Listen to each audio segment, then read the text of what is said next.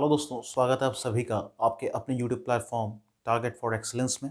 मैं मंगल आप सभी का तहे दिल से स्वागत करता हूं। दोस्तों, हाल ही में अभी यूपी टेट की परीक्षा हुई थी और बहुत दुखद सूचना ये घटना ये हुई कि आपका जो यूपी टेट का पेपर था वो किन्हीं कारणों कैंसिल हो गया। तो छात्र बहुत दुखी हो गए कि यार हम पेपर नहीं दे पाए, ये हो गया वो हो गया। काफ़ी लोग सरकार को भी ब्लेम कर रहे हैं। पर कहीं न कहीं देखा जाए कि अगर एक्शन लिया गया है तो कुछ भले के लिया गया होगा, क्योंकि उसमें हम और आप कुछ कर नहीं सकते हैं। तो उसके ऊपर चर्चा ना करते हुए हम आगे की तैयारी अपनी करेंगे और जो आपका सीटेट का पेपर होने वाला है, जिसमें ऐसे कुछ घटनाएँ होने की आशंका बहुत कम है, उसके ऊपर हम फ़ोकस करेंगे। तो इससे पहले मैं प्रीवियस वीडियो जो मैंने डाली उसमें आपने देखा है किस तरह से मैंने स्कोर किया है अपने सीटेट के जो एग्ज़ाम मैंने दिया था इसी साल मैंने जो दिया था। इसके पहले भी मैंने सीटेट और यूपी टेट दोनों क्लियर कर रखा है। तो क्या स्ट्रैटेजी मेरी थी, कैसे मैंने स्कोर किया, वो सारी चीज़ें मैं इस छोटी-सी वीडियो में आपसे डिस्कस करने वाला हूँ और एक-एक करके आने वाले समय में हम इन टॉपिक्स को मात्र 20 या 25 दिन में ख़त्म कर देंगे, ठीक है? वैसे टारगेट 15 दिन का रहेगा, पर 5-6 दिन आप आगे-पीछे कभी मान लीजिए कोई हमें कहीं आना-जाना हो गया या फिर क्लासेस के कारणवश नहीं हो पाई या लेक्चर नहीं अपलोड हो पाया, तो उस चीज़ को देखते हुए 20 से मैक्सिमम 20 दिन इसकी ड्यूरेशन हम लोग मान के चलेंगे। तो सबसे इम्पोर्टेंट जो सीटेट में आपका होता है वो क्या होता है? CDP, child development and pedagogy, ठीक है? 30 क्वेश्चन इसके, 30 क्वेश्चन आपके आते हैं, जैसे ईवीएस हो गया, 30 क्वेश्चन मैथ साइंस के, ठीक है? 30 क्वेश्चन इंग्लिश और हिंदी के या जो भी लैंग्वेज आपने सेलेक्ट की है, तो टोटल 150 क्वेश्चन आपके आते हैं। लेकिन जो आपका सीडीपी का पार्ट है, ये 15 क्वेश्चन, मतलब सीडीपी में तो 30 के 30 आते ही हैं, बाकी जो 15-15 क्वेश्चन पेडागोगी के हर सब्जेक्ट में आते हैं, तो कहीं न कहीं आपका स्कोर बढ़ाने में बहुत महत्वपूर्ण ये सीटेट में रखता है। यूपी टेट की कहानी ये नहीं है, यूपी टेट में तो मान लीजिए 30 नंबर का ये आ गया, बाकी सब्जेक्ट में तो सब्जेक्ट रिलेटेड क्वेश्चंस आते हैं यूपी टेट में, लेकिन सीटेट में ऐसा नहीं है। तो सीडीपी अगर आपने सीटेट में अच्छे से तैयार कर ली, तो कहीं न कहीं आपका एक बेहतरीन स्कोर, जैसे कि आपने देखा मैंने मात्र मुश्किल से 15 से 20 दिन की पढ़ाई में, ऐसा नहीं है मैं पहले कुछ पढ़ा नहीं था, तो जो तैयारी मैंने की थी, वो सारी चीज़ें मैं आपसे डिस्कस करूँगा और कम से कम समय में आप एक बढ़िया स्कोर ला पाएँगे अगर हमारे चैनल को आप फॉलो करेंगे। तो आते हैं अपने टॉपिक के ऊपर।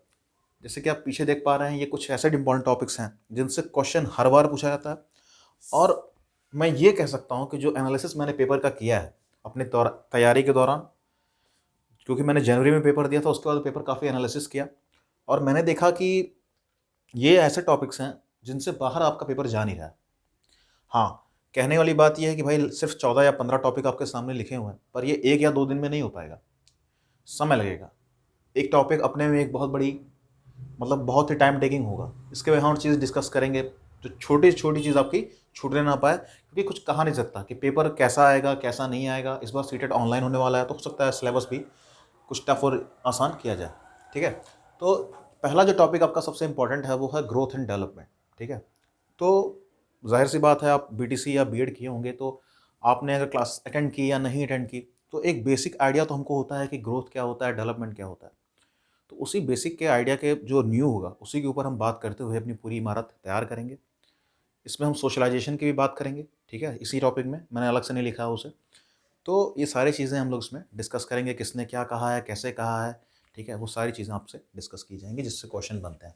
कॉग्निटिव थ्योरीज़, ठीक है? कॉग्निटिव थ्योरीज़ संज्ञानात्मक जो आपकी, मतलब थ्योरीज़ हैं, ठीक है? संज्ञानात्मक विकास से रिलेटेड, कॉग्निटिव डेवलपमेंट से रिलेटेड।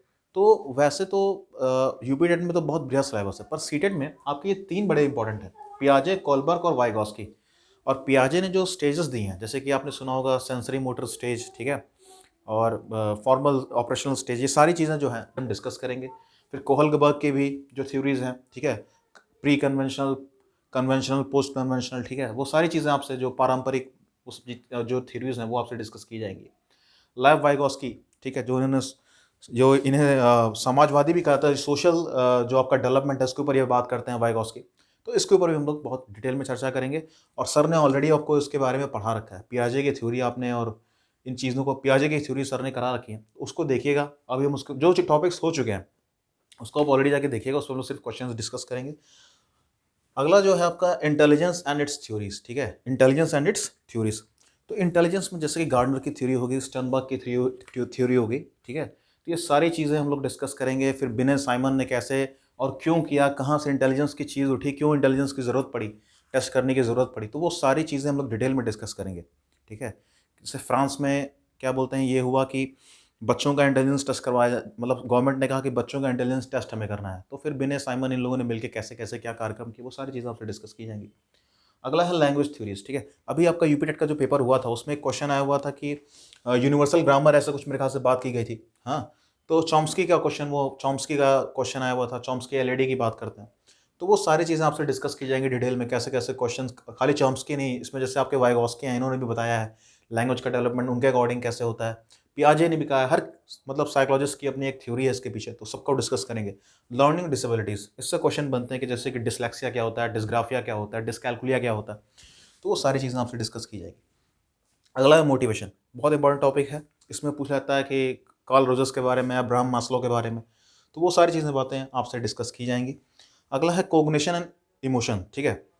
कॉग्निशन मतलब जैसे कि संज्ञानात्मक और जो आपका इमोशन लेवल है उसके ऊपर कैसे ये दोनों आपस में इंटरवुवन है या इंटर रिलेटेड है, कैसे आपस में जुड़े हुए हैं, इसके ऊपर बात की जाएगी।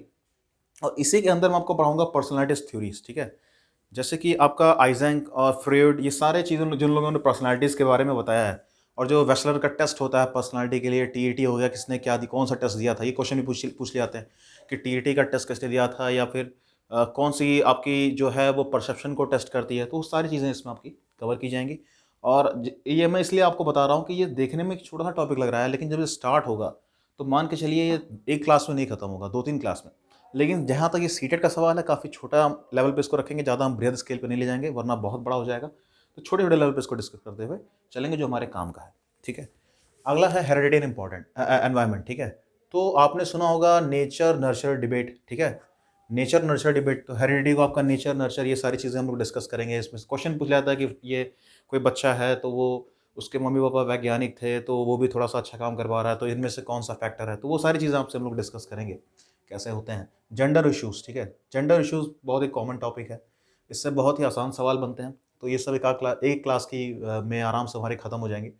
और इनकी भी बात हम करेंगे, इंक्लूसिव एजुकेशन की बात करेंगे, ठीक है, समावेशी शिक्षा की बात करेंगे।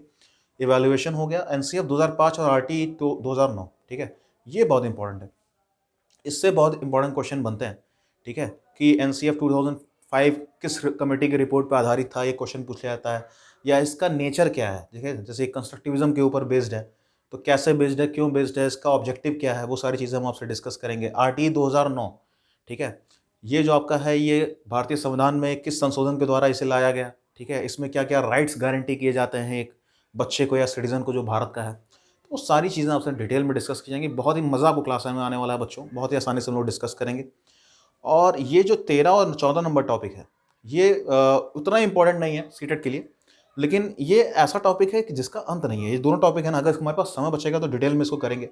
बहुत सारी थ्योरीज हैं साइकोलॉजी के अंदर जो दी गई हैं बहुत सारे मनोवैज्ञानिकों द्वारा, तो अगर मौका मिला तो वो भी डिस्कस किया जाएगा। और स्टेटमेंट के ऊपर क्वेश्चन पूछ जाता है, हालांकि सीटेट में क्वेश्चन बहुत रेयर आता है कि किसी ने ये कहा तो ये किसने कहा, बहुत ये क्वेश्चन कहीं ना कहीं आपका यहीं पे कवर हो जाएगा। पियाजे, कोलबर्ग और वाइगॉस्की, ये तीनों से ही क्वेश्चन आपका ये पूछ लिया जाता है, इसी पे आपके क्वेश्चंस सीटेट में थम जाते हैं। वहीं पे अगर यूपीटेट की बात की जाए तो ये दोनों बहुत इंपॉर्टेंट हो जाता है, इससे बहुत क्वेश्चन पूछाते हैं। अगर अभी आप इस बार का पेपर देखें तो किसने कहा है ये स्टेटमेंट, ये आया था, कम से कम 3 क्वेश्चन आए हुए थे। तो अगर आपको सीटेट में बढ़िया स्कोर करना है तो आप अगर यहाँ तक भी कर लेते हैं, आपको टॉपिक नंबर 12 तो बहुत है, लेकिन हम इसको और इसको भी करने का प्रयास करेंगे। जैसे कि आपके थॉर्नडाइक हो गए, स्किनर हो गए, पावलोव हो गए, ठीक है, ये सारी चीज़ें हम लोग डिस्कस करेंगे अगर टाइम मिला तो, ठीक है, अगर हम खत्म कर पाए तो, क्योंकि समय बहुत कम है हमारे पास, ठीक है। तो इसमें से ऑलरेडी सुखदीप सर ने आपको ऑलरेडी कुछ टॉपिक्स करा रखे हैं, उसको हम नहीं टच करेंगे, और जो बचे हुए हैं वो हम पूरा कराएंगे। बाकी सर भी जब खाली होंगे तो वो भी आपको अदर सब्जेक्ट्स जो बाकी हैं, maths and science, environmental science, वो सारी चीज़ें आपसे डिस्कस की जाएंगी। तो इन सारी बातों को जानने के लिए, समझने के लिए, और आप चाहते हैं कि क्लासेस जल्द से जल्द स्टार्ट हों, तो प्लीज़ चैनल को लाइक, शेयर और सब्सक्राइब कीजिए, ज़्यादा से ज़्यादा लोग को शेयर कीजिए, कमेंट कीजिए, तो क्लासेस आपकी बेहतर से बेहतर आपको प्रोवाइड की जाएंगी। और आशा करता हूँ ये वीडियो से आपको एक ओवरऑल आइडिया मिल गया होगा कि हम तैयारी अपनी कैसे करने वाले हैं। तब तक के लिए आपका बहुत बहुत धन्यवाद। जय हिंद, जय भारत।